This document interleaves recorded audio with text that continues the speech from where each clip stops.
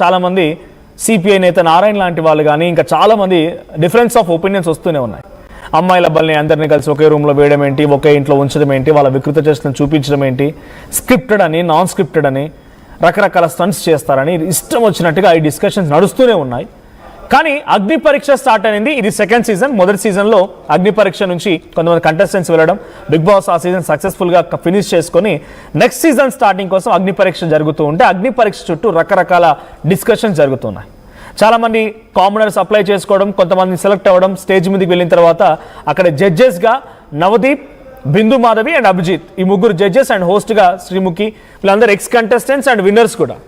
So వీళ్ళంతా అందులో participate చేయడం, ఆ జడ్జెస్గా హోస్ట్గా ఉండడం, వీళ్ళంతా వచ్చిన వాళ్ళని షూలు తుడవమని, బట్టలు పిండమని, తర్వాత బాలు లాంటి వాళ్ళని డైరెక్ట్గా నువ్వు ట్రాన్స్ అని అడగడం, ఇంకా రకరకాల డిస్కషన్స్ ఇవన్నీ కూడా నడుస్తున్నాయి, మీకు అందరికీ తెలిసిందే.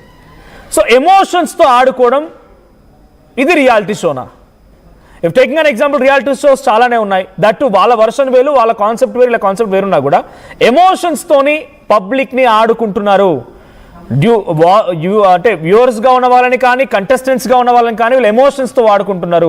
ముఖ్యంగా నవదీప్ వర్సెస్ ఉప్పల్ బాలు చుట్టూ ఓ వివాదం జరుగుతోంది. ఇటీవల బిగ్ బాస్ అగ్ని పరీక్ష 2కి ఉప్పల్ బాలు కూడా హాజరయ్యారు.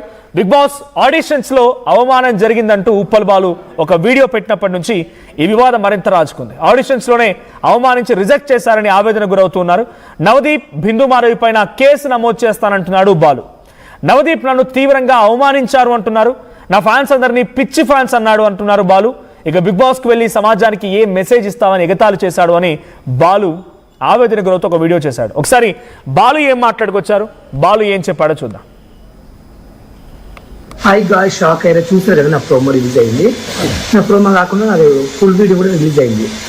నవదీప్ గారు ఏం మాట్లాడి మీరే విన్నారు. అభిజిత్ గారు ఏమన్నారంటే చాలా జెన్యున్గా ఉందా అంటే గ్రీన్ లేకపోతే ఆయన చెవులు చెప్పిన విషయం పెట్టలేదు. అక్కడ శ్రీముఖి గారు మీకు నేను పెద్ద ఫ్యాన్ తెలుసా బాలు అన్నది. తను ఏమన్నదిరా, నేను నీకు పెద్ద ఫ్యాన్ బాలు, నీకు ఫ్యాన్స్ ఉన్నారా అని అనుకుంటున్నావా? నువ్వు నీకు ఫ్యాన్స్ ఉన్నారా అని, పిచ్చి ఫ్యాన్స్ అని అంటున్నావు. మనసుకు ఫ్యాన్స్ ఉండరా? నీకుండదా? నాకుండదా? ప్రపంచంలో ప్రతి మనిషికి ఉంటారు ఫ్యాన్స్ అనేది. నాకొక్కని కాదు, సమాజంలో నేను పేద కుటుంబం కాదు, కొన్ని కోట్ల మంది అభిమానిస్తారు. ఒక నాయకుని, గల్లీలో ఒక మంచి ఉంటుంది, ఒక అన్నని, ఒక అక్కని, ఒక చెల్లిని చాలా మంది గౌరవిస్తారా? అందరికి ఫ్యాన్స్ ఉంటారా? అందులో నాకు ఉండొచ్చేమో. నా ఫ్యాన్స్ లేరంటావా? నన్ను నీకు ఎక్కడ ఫ్యాన్స్? పిచ్చి ఫ్యాన్స్ అంటావా? సిగ్గుందా నవదీపు? ఏం మాట్లాడుతున్నావురా? నోరుందని వాకు, కానీ నిన్ను మాత్రం వండుకుందా. చూడ చెప్తున్నా, నవదీపు సర్వనాశనం అయిపోతావురా నువ్వైతే. I guy shock.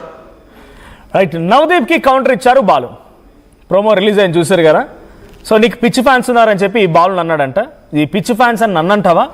అక్కడ హోస్ట్గా ఉన్న శ్రీముఖే నేను ఈ పెద్ద ఫ్యాన్ బాలు అని చెప్పి నాకు లైవ్లో చెప్పింది. సో నన్ను పిచ్చి ఫ్యాన్స్ అనడం, నన్ను ఎగతాళి చేయడం, నన్ను వెక్కిలే అని చెప్పి మాట్లాడడం, నాశనం అయిపోతామంటూ నవదీప్ని ఒక రకంగా శపిస్తున్నాడు బాలు.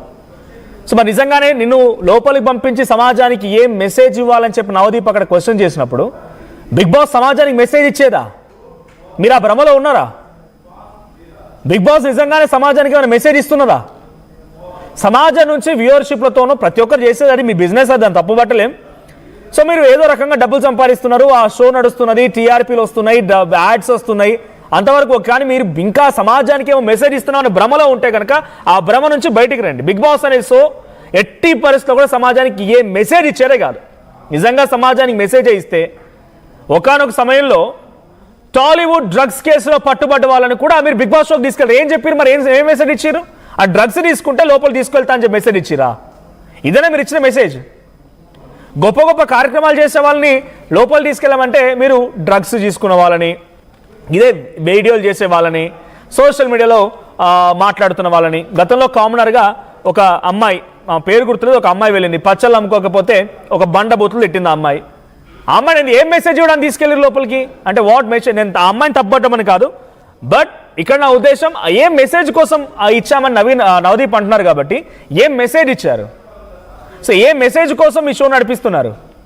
మరి నిజంగానే ఈ మెసేజ్ అనేది లోపలికి వెళ్తే తప్పు వెళ్తుంది, బాలు లోపలికి వెళ్తే అనుకున్నప్పుడు, సో బాలుని మీరు మొదట్లోనే ఆయన అప్లై చేసినప్పుడు వీడు చెత్తాన్ని పక్కన పడేయాల్సింది. ఇఫ్ ఇన్ కేస్ మీరు సమాజానికి ఏమైనా మెసేజ్ ఇవ్వాలనుకుంటే పిలిచి అవమానించడం కదా అంతా. సో ఒకసారి నవదీప్ కూడా కౌంటర్ ఇచ్చారు. నవదీప్ ఏం చేశాడు, నవదీప్ ఏం మాట్లాడారో చూద్దాం.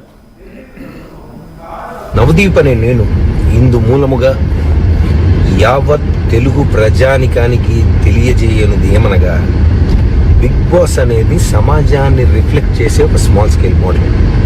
రకరకాల మైండ్ సెట్స్, యాటిట్యూడ్స్, ఆలోచనలు ఉండే మనుషుల మధ్యలో 100 రోజులు బతుకుతున్నప్పుడు ఎవడెవడో ఏదేదో అంటారు.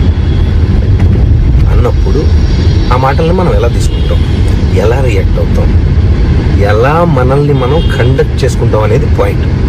దాని టెస్టే అగ్ని పరీక్ష. మాకు కంటెస్టెంట్స్ కేటాయిస్తారు. ఇప్పుడు వాళ్ళ పోస్ట్కి జనరల్గా జనం ఇంటర్నెట్లో ఎలాంటి కమెంట్స్ పెడుతున్నారు, వీళ్ళు ఎలా రియాక్ట్ అవుతున్నారు, వాళ్ళకు వచ్చే నెగిటివ్ కమెంట్స్ ఏంటి, ఇవన్నీ జనరల్గా చూసి సమాజంలో నుండి వాళ్ళకు వచ్చే నెగిటివ్ కమెంట్స్తో వాళ్ళ ఎమోషన్స్ని ట్రిగర్ చేసే ప్రయత్నం చేస్తాం. Right? It will test there ability to conduct themselves. We have to test. ఎవడో కమెంట్ పెట్టినట్టు నేనేదో అంటాను. కంటెస్టెంట్ రియాక్షన్ ఎలాగైనా ఉండొచ్చు, పర్సనల్గా తీసుకోవచ్చు. మీ ఒపీనియన్ మీది. I like what I'm doing, I continue